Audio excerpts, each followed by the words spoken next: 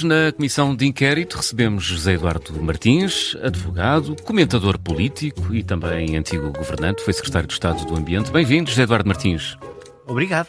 Bom dia. Assim, não sei se não estou um bocadinho receoso. Já sabe isto é uma comissão de inquérito. Pois, não sabe ao que vem, pois não. Não sei ao que vem. Mas preparado para tudo. Então é isso, tem até às 10 da manhã para se ambientar. Vamos fazer 5 perguntas, cada resposta certa vale 5 pontos. Pode receber ajuda, pode pedir ajuda. Se acertar, recebe 2 pontos. Se não acertar, não recebe nada. Agora, a ajuda são 3 hipóteses para escolher uma. Boa. Ok. Exato. Não posso telefonar para casa. Para Não, ajuda de público, A ajuda é de nossa. casa. A ajuda é nossa. Colocámos o inibidor de sinal no estúdio. Não pode ligar a ninguém. Mas isto, claro que sim. Aliás, a primeira pergunta é mesmo daquelas fáceis para isto começar bem, porque sabemos que é muito cedo. Quem disse, a propósito da lei laboral que foi apresentada pelo Governo, por muito que vos custe, esta proposta vai ser aprovada? Foi o Hugo Soares. Pois foi. Pumba, Muito 5 bem. Está a ver os 5 pontos mais fáceis do mundo. Não foi. Não, exato. 5 pontos para mim, para o Hugo não. Para o Hugo não. Que lições é que se deve tirar disto tudo?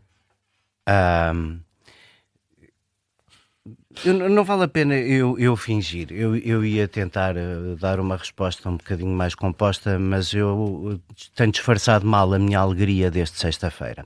É claro que tenho pena que o Código Laboral, ainda por cima, numa versão relativamente soft, como era a desta mudança, em que havia 3 ou 4 coisas de facto importantes para a economia, mas que era o diz alguma coisa de direita, não é? Finalmente, diga, como o Moretti passava a vida a pedir aos governos de Itália, digam qualquer coisa de sinistra. Vamos lá ver se este governo diz alguma coisa de direita. E o alguma coisa de direita até agora era o Código Laboral. E, portanto, na sexta-feira, quem andou anos, eu não ia dizer nesta redação, mas é em todo o lado, quem andou anos a dizer que o Chega era um parceiro confiável de governo, teve a resposta com todas as letras. Não, o Chega não é um parceiro confiável de governo para fazer reformas à direita. O Chega é um projeto populista na economia que não sacrificará um voto em função de nada que o país precisa. O Chega é um país justicialista na justiça, ou seja, as linhas vermelhas com o PSD, e de resto viu-se na sondagem da semana passada com os eleitores do PSD, as linhas vermelhas com o PSD não precisam de ser traçadas, são naturais. Eles nunca farão uma reforma que não seja popular. Isso não faz nenhum projeto político de direita conjunto. O Chega não serve para o PSD. E por muito que isso nos tenha custado o que queríamos do Código Laboral, por muito que o Hugo se tenha enganado, por muito que tenhamos tido uma soberba de parecer que temos maioria absoluta, quando não temos, no fim do dia foi uma pequena derrota para uma grande vitória esclarecedora, espero eu, para muita gente. Então, como o é que Chega entende? não pode ser o parceiro do PSD, porque não é um partido de gente... Bem, para começar, não é bem um Mas o partido. Soares, este fim de semana no Congresso, disse que o Chega estava mais próximo do Governo na prestação social única. Pois, mas isso eu não sei o que é que vai acontecer aí, e se conseguirmos novamente, como no Código Laboral, que haja deputados suficientes para aprovar uma reforma de um governo que está em minoria, extraordinário. Agora, fazer disto um princípio de entendimento com quem se comportou desta maneira, aliás, sem surpresa nenhuma. Sem surpresa nenhuma. Não pode haver um projeto político de reforma à direita com um partido que diz às pessoas que é possível baixar a idade da reforma. Não é um partido de gente séria. Além, não é um partido, é um homem. É? Eu sei que há muita gente à direita que adora isso. Eu já ouvi antigos líderes da direita quando eu digo que vergonha, um homem a mandar em 60 que deviam ser deputados livres, agora nem os deixa participar nas eleições do partido. A novidade da semana passada é que os deputados são assim uns paus mandados do líder do partido, agora ou são candidatos ou não vão às eleições do partido. Se isto acontecesse no PS ou no PSD, então, nesse caso... a vergonha que não era. E, portanto, eu já ouvi líderes da direita dizer que bom, um homem que manda em 60, é muito mais fácil fazer maiorias. Bom, então vamos lá ver, na prestação social única pode ser que venha daí alguma coisa. Então, nesse caso, não havendo possibilidade de haver diálogo com o Chega, também não vai haver reformas nos próximos 2 anos. à direita? Eu acho que vai ser difícil. O Governo vai ter que ter uma atitude mais dialogante, procurar mais pontos, mas eu sinceramente acho isso de facto difícil, porque o PS na oposição também não se comporta de uma forma muito quase menos populista que o Chega. Enfim, é um partido do sistema um bocadinho mais responsável, e quando eu digo do sistema, é do sistema democrático, do sistema da transparência, do sistema da separação de poderes, do sistema que não é justicialista, do sistema que basicamente criou, apesar de tudo, um módico de evolução e de proteção para todos. Muito bem, José Eduardo Martins, 5 pontinhos, assim fáceis. Esta também é muito fácil. Qual é o maior fundo soberano do mundo? Qual é o maior fundo soberano do mundo? Deve ser o da China. Veja lá. Aqui algumas hipóteses. Então digam lá, não é o de Portugal, ainda não foi criado.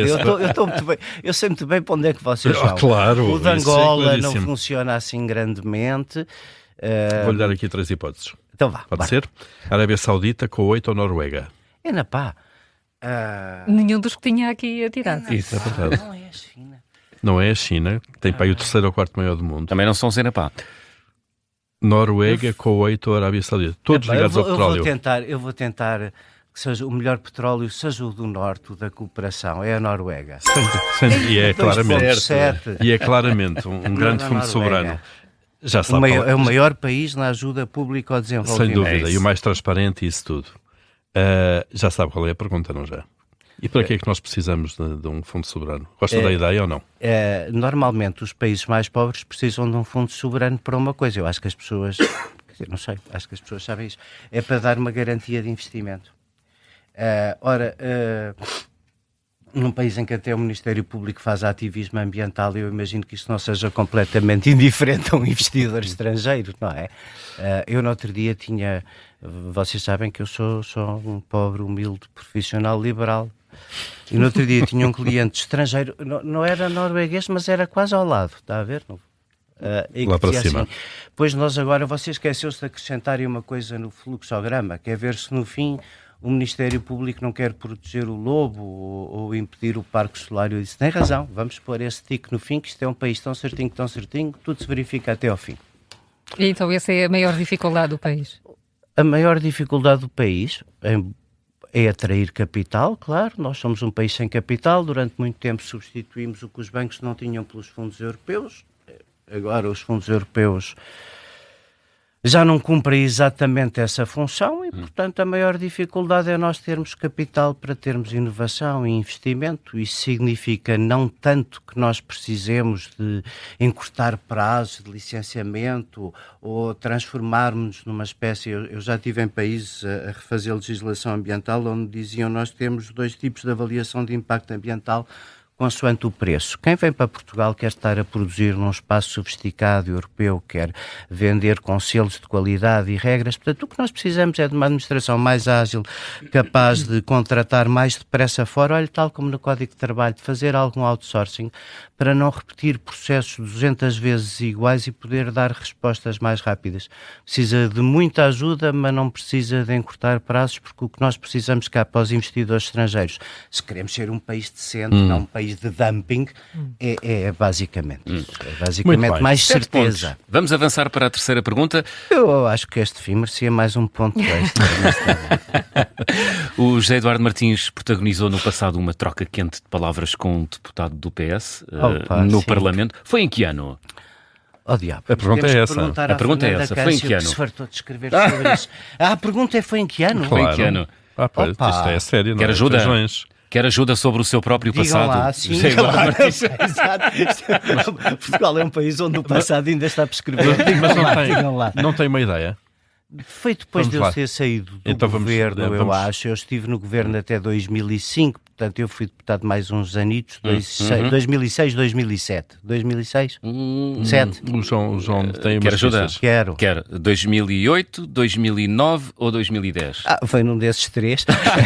2009, o do meio. Está certo, 2009. Está arrependido de ter mandado aquele deputado para aquela parte? Já Vamos lá ver. Estou, claro que sim. Sim. Amor de Deus, se pudesse ter resolvido as coisas de outra maneira, seria melhor, claro que sim.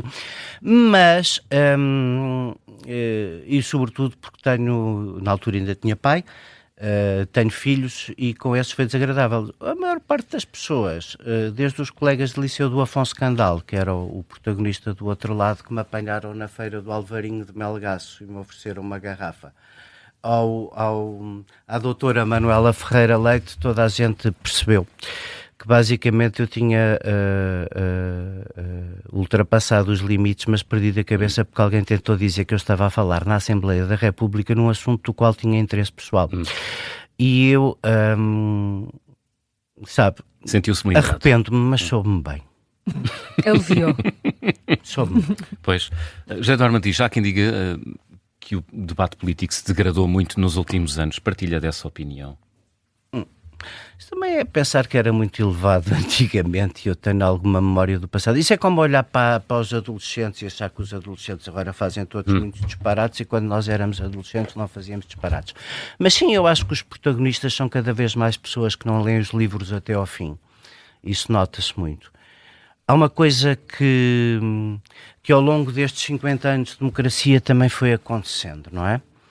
As pessoas, depois de uma primeira fase em que se entusiasmaram com o que havia de coletivo para construir e diferente, passaram a ver um bocadinho como se nós formos para trás, o país nunca foi muito diferente, passaram a ver os partidos como sítios para ficar, para fazer a vida. As pessoas ao princípio entusiasmavam-nos mais dos salgados zenhas aos chacarneiros porque vinham de fora da vida feita, das dificuldades, de ter que pagar uma vida para além da política, de férias, não é? E subsídios de Natal a tempo e horas. Quer dizer, os 4/5 dos políticos nunca teve uma responsabilidade pequena que fosse na vida. E isso faz diferença? Então não faz, claro que faz imensa diferença. Se as pessoas... vamos lá ver, eu não tenho nada contra pessoas que acham que aqui ou acolá a sua vida é dedicarem-se à política, a política precisa deles, eles precisam da política e são úteis. Mas não podemos dizer que isso é a esmagadora maioria das pessoas que andam nos partidos e que vivem os partidos como a sua vida. Isso necessariamente limita horizontes. E depois as pessoas demitem-se de educar, deixam-se educar pelo eleitorado.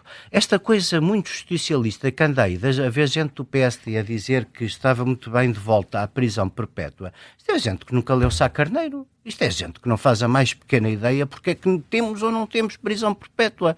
Nós não temos prisão perpétua porque nos chocou este caso e as pessoas na rua a pediram. Nós estamos na política para explicar que o crime não é o fim, que a redenção deve ser o propósito do direito penal e que, portanto, não concordamos com prisão perpétua e com pena de morte, que essas coisas são bárbaras, são de um tempo do qual nós evoluímos, não é?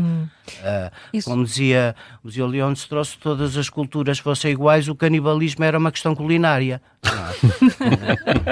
Isto leva-nos à próxima pergunta. Aliás, estávamos em 2009, vamos agora até 2010, março, quando Pedro Passos Coelho venceu as eleições diretas no PSD. Venceu-as contra outros 3 candidatos. Este já é para mais 5 pontos. Diga o nome de um dos candidatos às diretas do PSD que foram vencidas por Pedro Passos Coelho. Com quem? Contra quem concorreu ele? Contra o Paulo Rangel? Muito bem. Boa. É um dos. Era um dos. Paulo Rangel. Paulo Rangel tenta muitas vezes.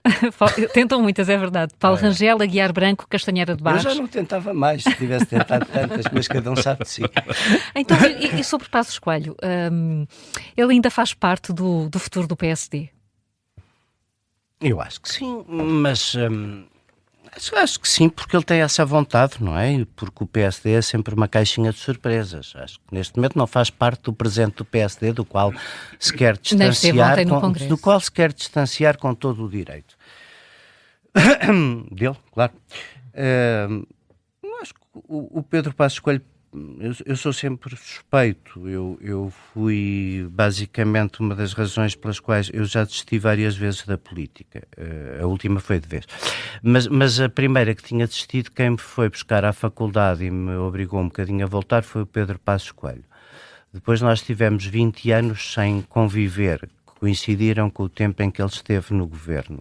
E de então para cá temos convivido bastante mais.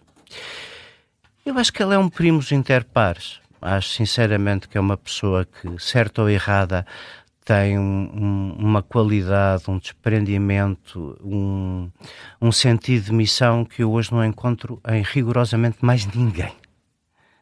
estou a ser sério, em rigorosamente mais ninguém. Não vejo, quando às vezes as pessoas ouvem estas últimas críticas, que eu por acaso também não delirei com elas, mais contundentes ou mais varrinosas ou com um vocabulário menos próximo daquele a que estamos habituados no Pedro Passos, não deixa de perpassar por ali uma coisa que é extraordinária e que também muito pouca gente tem, que é dizer o que lhe vai na cabeça. O Pedro Passos não se esconde. O Pedro Passos não atira a pedra e não se esconde atrás da moita. O Pedro Passos é grande num país de... Não é um país de anões, mas é um país de gente que não é assim. É a mais alta do mundo, não é? O Pedro Passos Coelho destaca-se muito do resto dos políticos e por muito que as pessoas discordem das posições questão é saber dele, se ele tem lugar alguma coerência. ou se lhe vai dar esse lugar no futuro. Acho difícil. As pessoas querem muito um comodismo, como chega, não é? No fundo a malta quer estar na boa, prometer reformas mais baixas, vai ser tudo leite e mel, não se preocupem que não há limites do crescimento, não vai haver dificuldades, vai ser tudo fixe baril no futuro e, portanto, isso é o que os políticos gostam de dizer às pessoas e o Pedro Passos não está cá para dizer isso e dizer a verdade é capaz de ser uma coisa cada vez mais difícil de vender eleitoralmente e, sobretudo, em soundbites. Muito bem. Muito bem, 14 pontos. Por falar em estar na boa... 14 pontos só. 14, ainda sim, falta uma pergunta. A última pergunta. Esta é para pontuar e seguramente sabe a resposta. Em que ano se realizou o primeiro Festival de Música de Paredes de Coura? Em 1993. Certo, muito bem. Certíssimo. O José Eduardo Martins fez parte da equipa dos fundadores Não, do festival. não. Então esclareça lá isso. Não. Os fundadores do festival são 4. O Vítor Paulo Pereira, o José Barreiro. O Vítor Paulo Pereira foi presidente de Câmara de Paredes de Coura, o nosso melhor presidente de Câmara de sempre, até ao último mandato. Insuspeito de dizer isto, ele é do PS. O Vítor Paulo Pereira, o José Barreiro, o Filipe Lopes e o João Carvalho. Isso. E eu, quando deixei a política, eu estava sempre no festival, fui membro da Assembleia Municipal com eles todos socialistas. Mas na ótica do utilizador, no festival? Na ótica do utilizador sempre, nunca falho. Eu adoro... Mas não fazia parte da equipa dos, Sim, eu passei jovens em de Paredes 2011. de Coura, que queria muito organizar um festival? Não, de todo. Em 2011 eu juntei-me a eles, já não tinha grande desculpa como tinha deixado a política, diziam eles, e com a parceria do Primavera Sound fundámos o Primavera Sound do Porto e depois nessa altura juntei-me mais formalmente à equipa de Coura. Está ali uma coisa extraordinária, não é? Deve haver poucos sítios no mundo onde uma aldeia de 5 mil pessoas consiga juntar 30 mil e ser um marco de referência da cultura internacional. E, portanto, eu adoro ser um átomo daquilo, mas os heróis são outros. Muito bem. Há festivais a mais em Portugal, José Eduardo Martins? Isso é como os livros, não é? Desde que tenham revisão gramatical, que se calhar é tudo útil. Não podemos ler tudo, que o tempo vai sendo escasso, e os festivais também dependem, se houver gostos e pessoas para ir, não há festivais a mais. Eu, por mim, adoro festivais por duas razões. Porque adoro boa música ao vivo, eu só saio de casa basicamente para ver música ao vivo, já quase nem o cinema me tira de casa. E depois, por uma coisa, sabe? Quanto mais velho fico, mais adoro a companhia de estranhos. Adoro a companhia de estranhos. As minhas pessoas preferidas, não levem a mal, mas são mesmo cada vez mais as que não conheço. Os amigos estão a tomar nota neste momento. Os amigos são tão poucos que eles sabem bem quem são e sabem que eu gosto sempre de ir ver música com eles. No mais, eu adoro a companhia de estranhos. É nos estranhos que se redime a confiança na humanidade. Nos diferentes. Nos diferentes. Pelo menos acabamos em tom positivo. Acabamos. Sei que gosta de música e, segundo consta, é um bom conselheiro musical. O que é que temos que ouvir esta segunda-feira para começar bem a semana, José Eduardo Martins? Olha, uma coisa que esteve o ano passado em Paredes de Coura, Ana Frango Elétrico, Insiste em Mim. Ponham isso, vão ver que é maravilhoso. Ana Frango Elétrico. Ana Frango Elétrico, Insiste em Mim. É uma música brasileira... Música brasileira, quando é boa, é a melhor do mundo. A Ana Frango Elétrica é do melhor que é MPB. É a grande coisa boa, nova da MPB. Não deixem de ouvir esse disco, que é maravilhoso. Já esteve no Primavera Sound, já esteve em Paredes de Coura. Em breve há de voltar. Muito bem. José Eduardo Martins, foi um gosto. Muito obrigado. Foi um gosto. Boa semana. Bom dia.